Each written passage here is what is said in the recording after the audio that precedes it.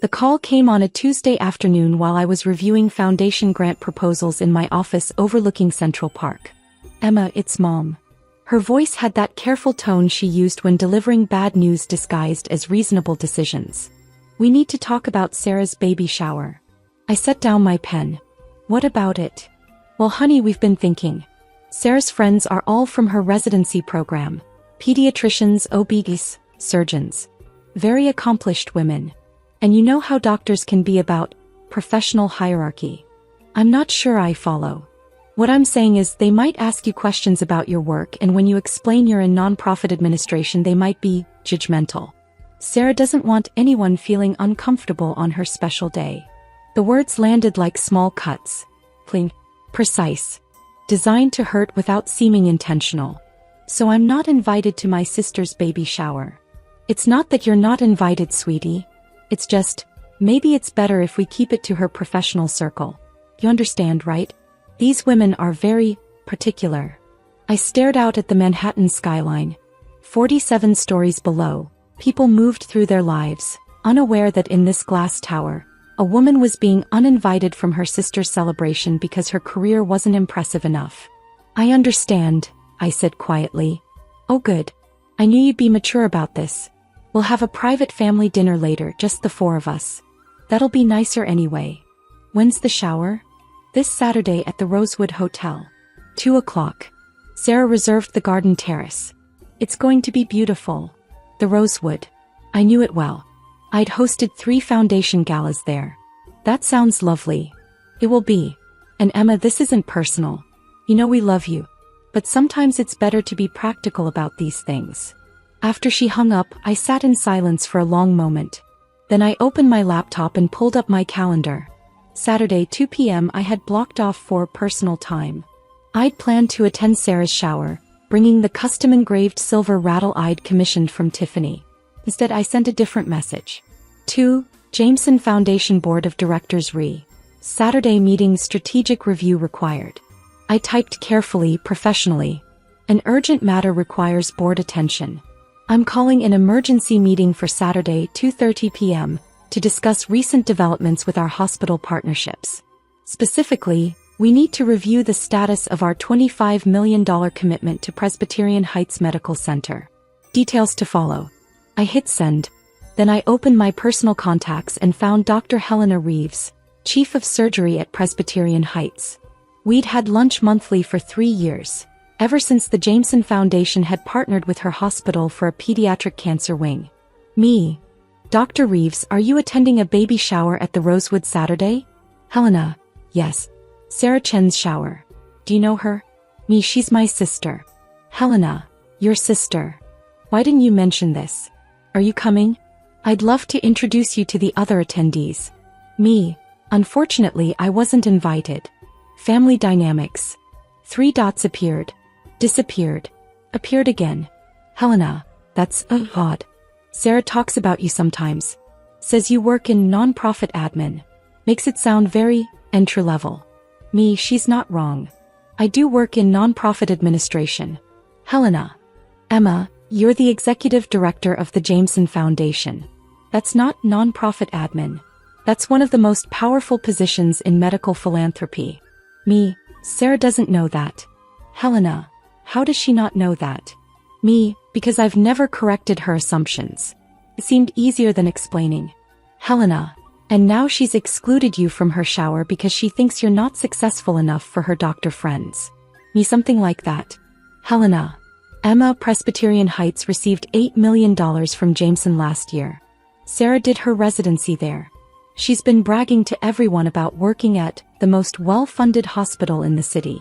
She has no idea that funding came from you?" Me. "No." Helena. "This is absurd." Me. "It's fine. I'm used to it." Helena. "It's not fine. But I respect your privacy. What's this about Saturday?" Me. "I'm calling an emergency board meeting. 2:30 p.m. We need to review our hospital partnerships." Helena. "All of them?" Me. "Particularly Presbyterian Heights." There was a long pause. Helena. "Emma, the pediatric wing opens in 3 months. We've already spent $17 million of the committed $25 million. If you pull funding now." Me. I'm not pulling anything. I'm reviewing.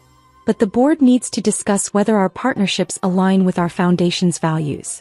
Specifically, whether we're supporting institutions whose staff demonstrate the kind of character we want to promote. Helena. This is about Sarah. Me. This is about institutional values.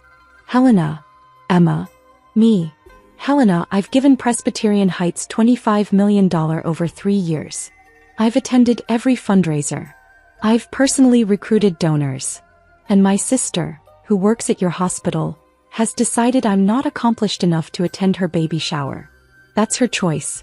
But it's also my choice to ensure foundation resources support environments that value all contributions, not just the ones that come with MD credentials. Helena. Point taken. But you should know, if the board questions our partnership Saturday, word will get out. Sarah's shower will be full of Presbyterian Heights staff. They'll hear about it. Me, I'm aware. Helena.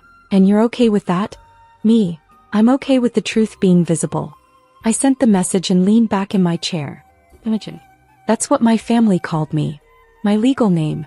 The name on my birth certificate and driver's license. But professionally I was Emma Jameson, the hyphenated name I'd taken when my grandmother, Catherine Jameson, had named me successor to her foundation. Grandmother Catherine had built Jameson Medical Foundation from nothing. Started with a $50 million inheritance from her pharmaceutical executive husband and turned it into a $780 million philanthropic powerhouse. When she died 5 years ago, she'd left the foundation to me with one instruction: give it to people who'll use it to heal, not to stroke their own egos. I'd been executive director since I was 31. I controlled grant distributions, fundraising, strategic partnerships. Last year alone, we distributed $94 million to medical research, hospital infrastructure, and community health programs. My family knew I worked for Grandmother Catherine's charity. They knew I did grant paperwork. They'd never asked about titles, responsibilities, or scope. Sarah, 4 years older, pediatric surgeon, my parents' pride, had always been the successful daughter. Harvard undergrad. Johns Hopkins Medical School. Residency at Presbyterian Heights. Now chief pediatric surgical resident with a promising career ahead. I was the daughter who'd gone to just Georgetown and ended up in nonprofit work. Never mind that Georgetown's public policy program had led directly to a fellowship at Jameson Foundation, which had led to Grandmother Catherine mentoring me personally for 6 years. My parents introduced Sarah as our daughter, the surgeon. They introduced me as Emma, she works for a charity. I'd stopped correcting them when I'd realized the truth. They needed Sarah to be the successful one. That narrative was comfortable for them. Changing it would require them to reassess 36 years of family dynamics. So I'd let them believe what they wanted. But now Sarah had crossed a line. Not attending the baby shower was one thing. Being explicitly told I wasn't accomplished enough for her doctor friends. That required a response. Not a petty response. Not revenge. Just clarity. Saturday morning arrived cold and gray. I dressed in a charcoal Armani suit. The one I wore to board meetings when I needed to project authority. Pulled my hair into a sleek bun. Minimal jewelry except for Grandmother Catherine's diamond studs. At 1:45 p.m. my phone buzzed. Sarah, baby shower starting soon. Wish you could be here, but I know you understand why it's better this way. Love you. I didn't respond. At 2:15 p.m., I walked into the Jameson Foundation's emergency board meeting.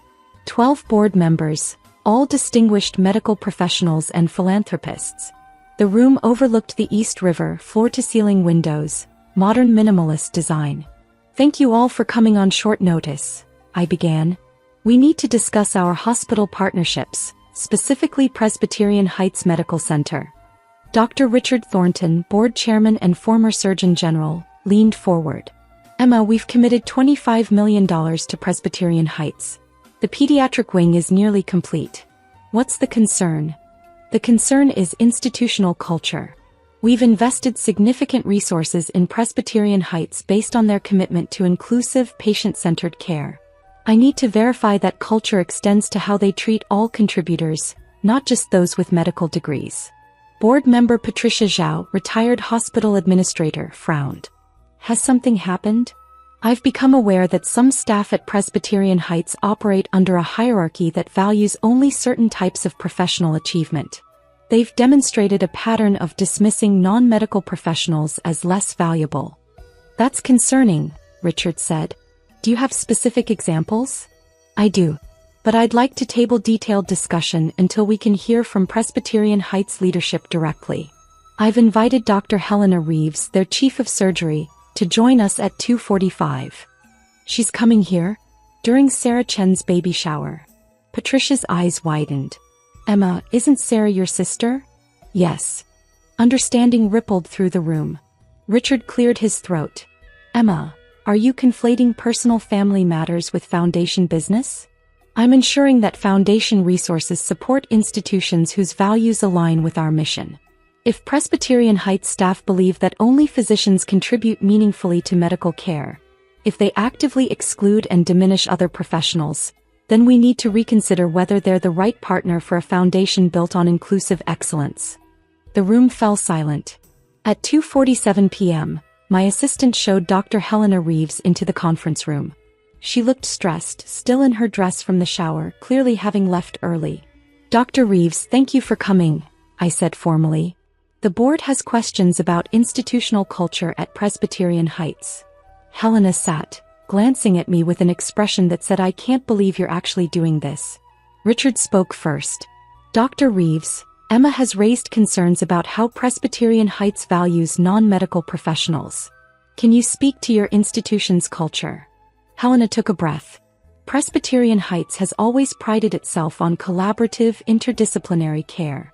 We employ and respect a wide range of professionals: nurses, administrators, social workers, researchers. Our mission statement explicitly values all contributions to patient care. And in practice? Patricia asked. In practice, we're human. Sometimes medical staff can be hierarchical. It's an industry-wide problem. Physicians sometimes fail to recognize that healing happens through many hands, not just surgical ones. Has the foundation ever expressed concerns about this before? Richard asked. No. Emma has been nothing but supportive. She's attended every fundraiser, recruited major donors, championed our pediatric cancer wing personally. So why are we discussing this now? Helena hesitated, looking at me. I nodded. Because, Helena said carefully, I attended a baby shower this afternoon for Dr. Sarah Chen, one of our surgical residents. During the shower, Sarah's mother mentioned that Sarah's sister couldn't attend because she works in nonprofit admin and wouldn't fit in with all the accomplished women here. Patricia's jaw tightened. And Sarah's sister is? Me, I said quietly. Sarah's my sister. She excluded me from her baby shower because she believes I'm not successful enough to socialize with her doctor friends. The room erupted. That's unconscionable. She doesn't know who you are? How is that possible? I raised a hand. Sarah knows I work for the Jameson Foundation. She's never asked about my role. She assumes I process grant applications or file paperwork. I've never corrected her. Why not? Richard demanded. Because my family needed me to be less successful than Sarah. That was my assigned role. Correcting them would have disrupted their entire family narrative. So you funded her hospital instead? Patricia's voice was sharp. I funded a hospital that does excellent work. The fact that Sarah works there is coincidental. But her attitude, the dismissiveness toward non-medical professionals, the assumption that only physicians contribute meaningfully, that represents a cultural problem we should consider. Helena spoke up. If I may, this afternoon at the shower, several attendees made comments about lesser professions and people who couldn't cut it in medical school. The attitude Emma describes is real. It exists in our institution. And you're the chief of surgery, Richard said. What are you doing about it? Honestly, not enough. I've focused on clinical excellence and assumed cultural issues would sort themselves out. Today made me realize they won't. Richard looked at me. Emma, what do you want? I want Presbyterian Heights to demonstrate that they value all contributions to healthcare, not just those made by physicians. I want institutional leadership to address the hierarchical culture that allows staff to dismiss and diminish other professionals. And I want to ensure that foundation resources support environments where excellence is recognized in all its forms. And if Presbyterian Heights doesn't meet those standards, then we complete our current commitments and redirect future funding to institutions that do. Helena's face went pale. Emma, Presbyterian Heights receives more foundation funding than any other hospital in the region. If you redirect that, then perhaps Presbyterian Heights should ensure its culture reflects the values that attracted that funding in the first place. Richard looked around the table. Board members' thoughts. The discussion lasted 40 minutes.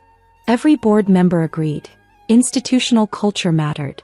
If Presbyterian Heights demonstrated systemic dismissiveness toward non-medical professionals that conflicted with foundation values.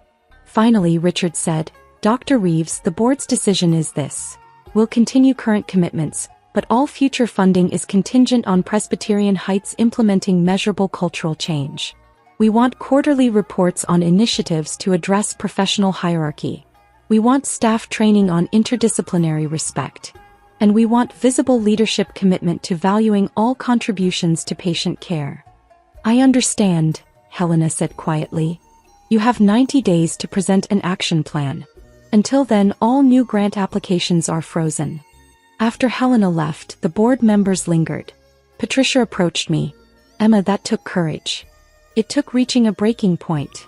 Your sister has no idea what she's cost her hospital, does she? Not yet. She will soon. Word travels fast in medical circles. I nodded. I know.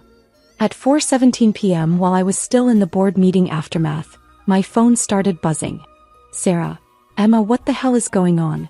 Dr. Reeves left my shower early for an emergency board meeting with the Jameson Foundation. People are saying the foundation is reviewing Presbyterian Heights funding. I silenced the phone. Emma, Sarah called very upset. She says something's happening with hospital funding. Do you know anything about this? Sarah. Why is the Jameson Foundation suddenly questioning Presbyterian Heights? This is going to reflect badly on all of us residents. Honey, please call us. Sarah's friends are all worried about their jobs. At 5:03 p.m. my phone actually rang. Sarah. I let it go to voicemail. Her message. Emma, I don't understand what's happening. Dr. Reeves came back from this foundation meeting and immediately called an emergency staff meeting. She said Jameson Foundation is reconsidering partnerships with hospitals that don't value all healthcare professionals. Everyone's panicking. Do you know anything about this? You work there, right? Can you find out what's going on? I deleted the message. At 6:42 p.m. another voicemail from Mom. Emma, this is getting serious. Sarah's colleagues are saying the Jameson Foundation might pull $25 million in funding. That's the pediatric wing Sarah's been working on. Can you ask your boss what's happening? This could ruin Sarah's career before it even starts. I poured a glass of wine and looked out at the city lights. My phone buzzed again. Helena. The hospital administrator just called an emergency leadership meeting for Monday morning. Word got out. Your name came up. Sarah asked if anyone knew Emma Chin from the foundation. I told her to ask you herself. Me and Helena. She said you just do grant paperwork. Someone showed her the foundation website. The executive team page. Your photo and bio. She went completely silent. Me, what does my bio say? Helena. Emma Jameson Chin, Executive Director. Emma leads strategic direction for the Jameson Medical Foundation's $94 million annual distribution budget. Previously served as Director of Strategic Partnerships and completed a fellowship in medical philanthropy at Georgetown University. She holds degrees in public policy and healthcare administration. Under her leadership, the foundation has distributed over $380 million to medical research and hospital infrastructure. Me, comprehensive. Helena. Emma, she had no idea. She literally said, that can't be my sister. My sister works in admin. Me, what did you say? Helena. I said that administration at the executive level means controlling hundreds of millions of dollars in medical funding. That grant paperwork means deciding which hospitals get world-class pediatric wings and which ones don't.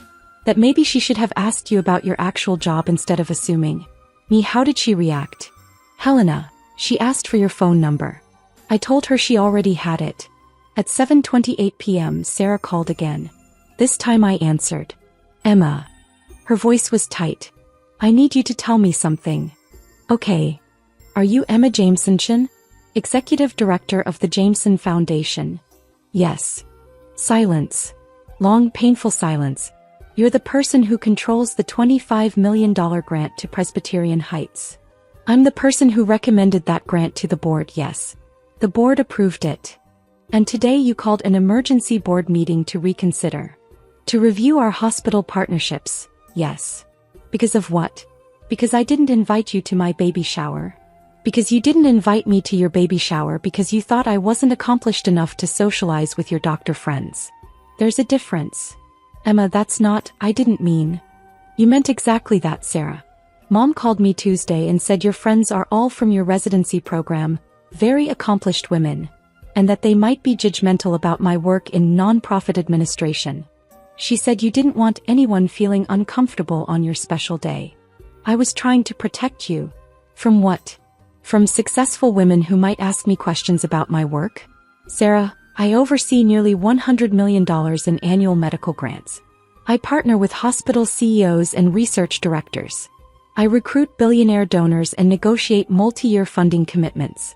What exactly was I being protected from? I didn't know you did all that. You never told me. You never asked. In 10 years of holiday dinners, you've never once asked me what I actually do.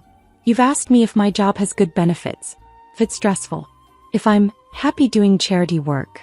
But you've never asked about my responsibilities, my budget, my strategic decisions. Because you said you worked in grant administration. I said I worked for the Jameson Foundation in grant administration. Which is accurate. I administer grants. It's just that administer, at my level means, direct the distribution of $94 million annually. But you heard administration and decided that meant I was a paper pusher. Sarah's voice cracked. So you're punishing my hospital because I made assumptions about your job? I'm not punishing anyone. I'm ensuring that foundation resources support institutions whose culture aligns with our values. Presbyterian Heights has a problem with professional hierarchy. Staff there, including you, operate under the assumption that only physicians contribute meaningfully to healthcare. That conflicts with our foundation's mission. That's not fair. Isn't it? Sarah, you excluded me from your baby shower because you thought my career was too unimpressive for your doctor friends. You made that decision based entirely on professional hierarchy. You demonstrated exactly the cultural problem I'm concerned about. Emma, if the foundation pulls funding, the pediatric wing won't open. I've been working on that project for a year. It's going to be my specialty focus. Then maybe Presbyterian Heights should demonstrate that they value all the people who make that wing possible. The administrators who coordinate construction, the fundraisers who secure donations, the grant directors who approve funding, the foundation executives who champion the project, not just the surgeons who'll work there. You're being vindictive. I'm being consistent with foundation values. There's a difference. Emma, please. This will ruin my career. Everyone knows the pediatric wing is funded by Jameson Foundation. If that falls apart, it reflects on all of us residents. Then work with Dr. Reeves to change the culture.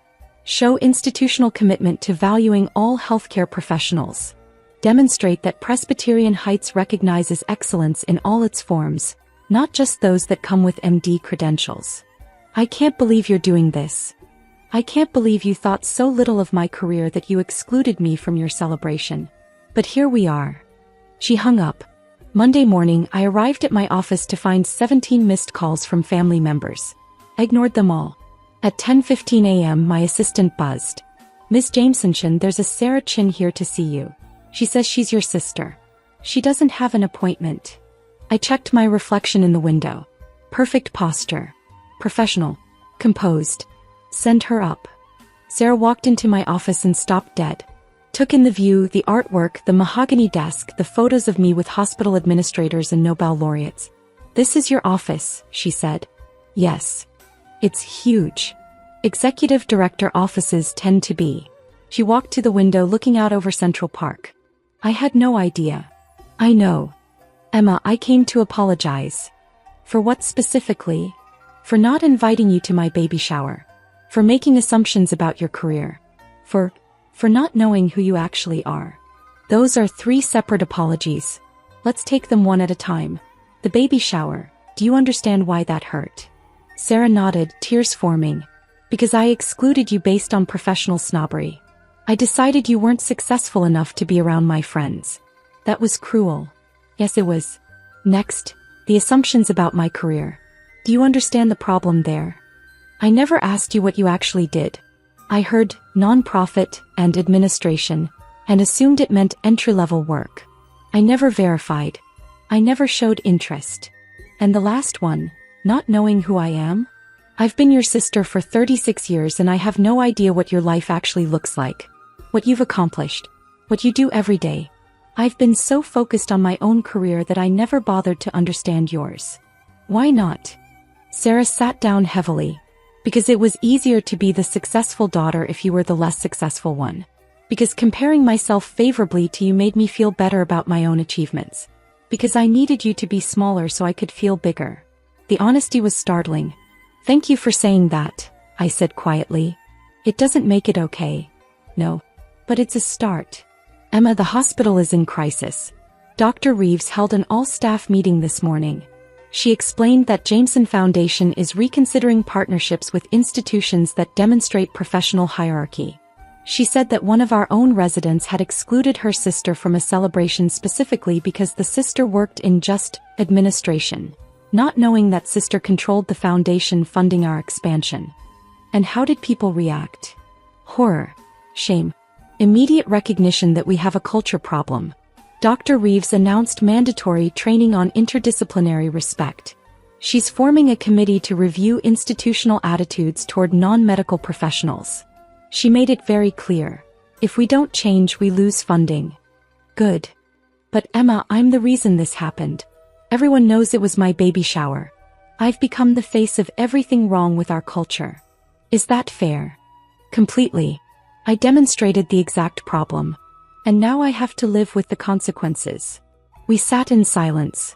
Finally, Sarah said, "What do I need to do to fix this? Personally or professionally?" Both. Personally, you need to actually get to know me. Not as the less successful sister, but as an actual person with an actual career. That means asking questions, showing interest, treating my work with the same respect you want for yours. Done. What else? You need to sit with the discomfort of realizing you were wrong about me. Not rush past it. Not make it go away quickly. Actually feel it.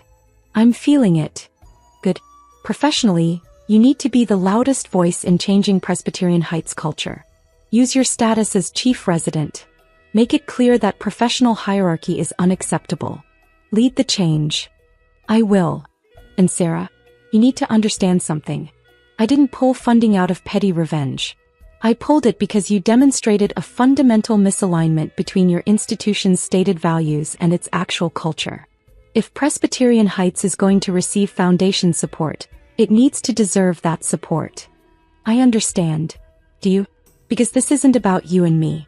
This is about whether hospitals value all the people who make healing possible.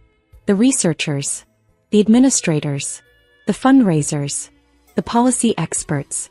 If medical institutions only celebrate physicians, they're missing half the equation. Sarah nodded. You're right. And we've been wrong. I've been wrong. Yes. You have. Can I ask you something? Go ahead. Why didn't you ever correct us? Why didn't you make us see you? I thought about that. Because fighting for recognition is exhausting. Because I was tired of justifying my worth. Because I decided it was easier to build something undeniable than to constantly argue for acknowledgement. And then I made you argue anyway. No, you made me set a boundary. There's a difference. I'm not arguing for acknowledgement anymore, Sarah. I'm requiring it. And if institutions or family members can't provide it, I'm redirecting my energy elsewhere. She walked to my desk. I want to do better. As your sister. I want to actually know you. That takes time. I have time. This baby isn't coming for 4 months. You're inviting me to be part of that? I'm begging you to be part of it. Emma, I want my daughter to know her aunt. The real one. Not the version I invented. I want her to grow up understanding that success comes in many forms. That leadership isn't just about surgical skill. That the woman who funds pediatric wings is just as important as the woman who operates in them. Something in my chest loosened. I'd like that, I said quietly. Can we start over? Actually start over. We can try. Sarah pulled out her phone. Tell me about your work. Really tell me. I want to understand what you do every day. So I told her. About the grant review process. The strategic partnerships. The donor cultivation. The foundation board meetings where we decided which medical innovations deserved funding. About the pediatric cancer wing at Presbyterian Heights. How I'd personally recruited 3 major donors. How I'd championed the project through 2 years of foundation reviews. How I'd negotiated the $25 million commitment. About the other hospitals we supported. The research labs. The community health programs. Sarah listened. Really listened. Asked questions. Took notes. Emma, you've built something incredible. Thank you. And I've been treating you like you were unsuccessful. Yes. I'm so sorry. I know. 3 months later, Presbyterian Heights opened the Jameson Pediatric Cancer Wing. The dedication ceremony was beautiful. Families, staff, board members all celebrating.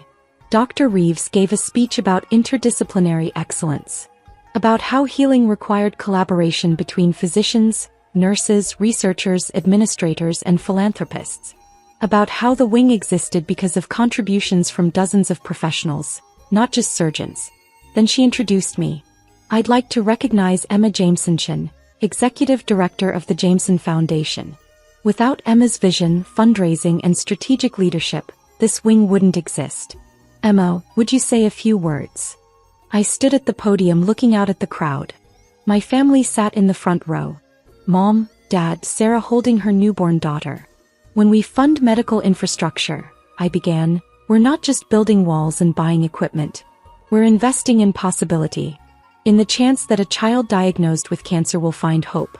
In the belief that healing happens when talented people work together toward a common goal. I paused, looking directly at Sarah. This wing exists because of physicians who treat with skill and compassion. Because of nurses who provide round-the-clock care. Because of researchers who develop new protocols. Because of administrators who coordinate complex systems. Because of donors who believe in the mission. And because of foundation staff who champion these projects. Every single person in this chain matters. Not just the ones with the most visible roles. Not just the ones with MD credentials. Everyone. And when institutions recognize that, when they truly value all contributions, that's when extraordinary things become possible. The applause was warm, genuine. After the ceremony, Sarah approached with her daughter. Emma, I'd like you to meet Catherine. Named after grandmother. I looked at the tiny face, the alert eyes. Hello, Catherine, I whispered. I want her to know her Aunt Emma, Sarah said. The real one. The one who builds pediatric wings and changes hospital cultures and doesn't need anyone's permission to be extraordinary. That's a lot of pressure for an aunt. You can handle it. You're executive director of a $780 million foundation. I smiled. When did you memorize that figure? When I started actually paying attention to your career. Emma, I've been telling everyone about you. At the hospital. At family gatherings. Anyone who'll listen. My sister runs the Jameson Foundation. She's one of the most influential people in medical philanthropy. That's generous. It's true. And I should have been saying it for years. Mom approached, dabbing her eyes. Emma, that speech was beautiful. We're so proud of you. Thank you, Mom. I'm sorry we didn't understand earlier. About what you'd accomplished.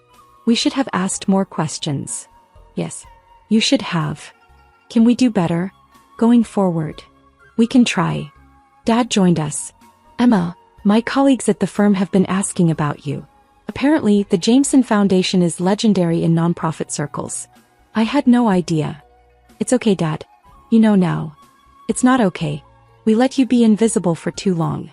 That changes now. And it did change. Fully. Imperfectly. But it changed. Family dinners became actual conversations about my work. Holiday gatherings included questions about foundation projects. Sarah called regularly not just for big events but to ask how my week had been. The transformation wasn't instant. Years of dismissal don't disappear overnight. But it was real. And that was enough. 6 months after the pediatric wing opened, I received a letter from Presbyterian Heights. Dr. Reeves had written to inform me that the hospital had completed its cultural transformation initiative. Staff training on interdisciplinary respect. New policies valuing all professional contributions. Measurable improvements in how non-medical professionals were treated. The letter concluded. This change began with a difficult conversation.